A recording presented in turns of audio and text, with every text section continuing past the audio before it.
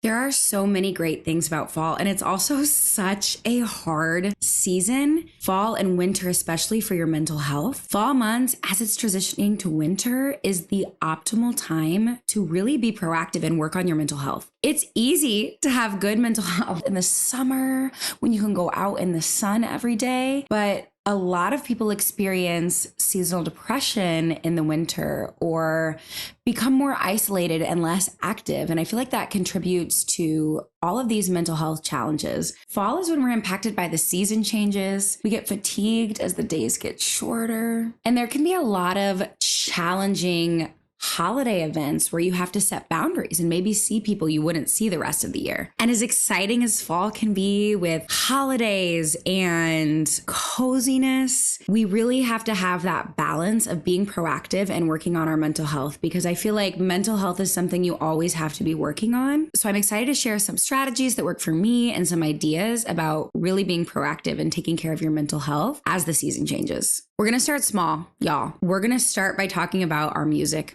Our playlist. I used to be the schoolie that every winter would come and I'd be reading the bell jar and listening to Laura Marling, Alas, I Cannot Swim, a recipe for seasonal depression. And something that I've really learned is music actually can help us with our mental state. And this is by listening to music that reflects the state we want to be in, not like spiraling into more and more sadness by listening to sad music when we're already sad. Sometimes that can be nice. But if you're someone who struggles with your mental health like me, sometimes wallowing isn't always the best thing to keep yourself having positive mental health, especially in the colder months. For me, I'll make playlists that involve affirmations, positive messaging, healing messages. And that's something I find really beneficial. And I can put on those playlists as a tool to help me if I'm already feeling like I'm having a bad mental health day. I'm not deep diving and amplifying that. I'm using a strategy that reminds me all of these positive messages that I've kind of curated. And I would love to hear what your approach to music is for your mental health and what are your feel-good songs. Now, fall and winter in nature are seasons of rest, seasons of change, seasons of loss. And I feel like this really invites looking inward, and practices like journaling can be really helpful. And something I want to talk about is balance.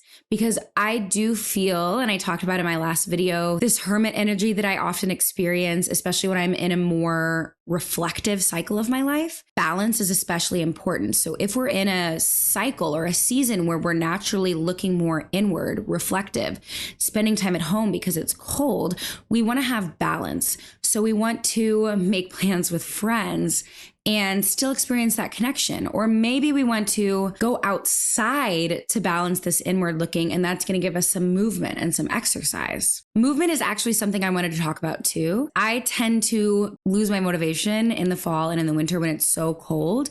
And for me personally, I've been bundling up still. I've been going on for walks, and I don't always just I'm going for a walk and have the motivation. I'll know, I have to run an errand today. Let me bundle up, grab my keys and my wallet, and I'll go for a lap around the block before I get in my car to run the errand. Going on walks is something I personally love, even when it's cold, because I know that I'm processing a lot as I move. It's not just good because movement benefits our mental health and chemical balances. Walks really help my body move through emotions. And honestly, any movement does. I'm a big YouTube dance workout ghoulie. So any sort of movement you can get, especially on a day when you're having big emotions come up, is definitely going to be something that's going to help you navigate seasonal changes. So if you're trying to incorporate movement into your mental health strategies for fall, that's a great way to do it. And another way to do it is by indoor activities. There are so many YouTube dance workouts. You can play Just Dance. So many things like that are still going to give us movement, and movement is seriously a huge, huge, huge benefit to our mental health. Honestly, the only reason I consistently move is because I know it's great for my anxiety, and I will do anything that's going to benefit my anxiety. There are so many holidays that come along with fall and winter that you might celebrate. And as fun as those can be, there's two things that I want to talk about with those. And the first is, what is your strategy for setting boundaries? It is okay to set boundaries. You deserve to set boundaries. Boundaries protect us.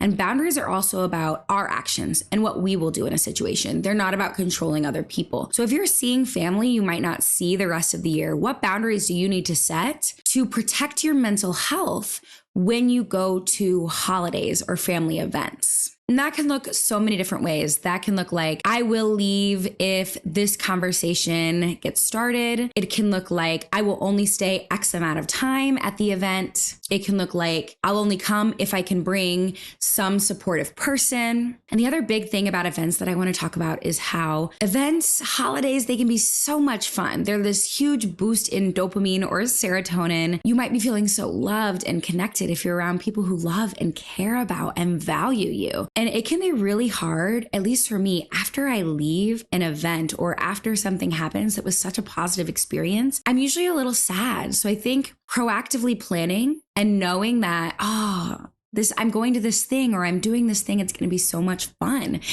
I might be a little sad after or the next day, and planning for a check-in with a friend, a little therapy session, either before or after event, to work on your boundaries or address some feelings that might come up. And on that note, fall and winter is a great time for seeking out therapy if you don't already have a therapist. I know therapy is a huge privilege. Not everyone has access to it. But if you do have access, or if your insurance does cover it, it is better to be proactive and seek out a therapist and start building a relationship with a therapist before a moment of need, because there's trust building and rapport building that needs to happen. Sometimes it can take a long time to make phone calls and to find a therapist. Let me know if you're interested in hearing tips about finding therapists. That's something I've had to do a couple times and have helped friends with as well. If you don't have access to therapy, maybe you can plan some mental health check-ins with friends, maybe schedule some time to talk and be open about your feelings and what you're going through. And ask yourself this: are you the kind of person that tends to isolate when you're having a difficult time?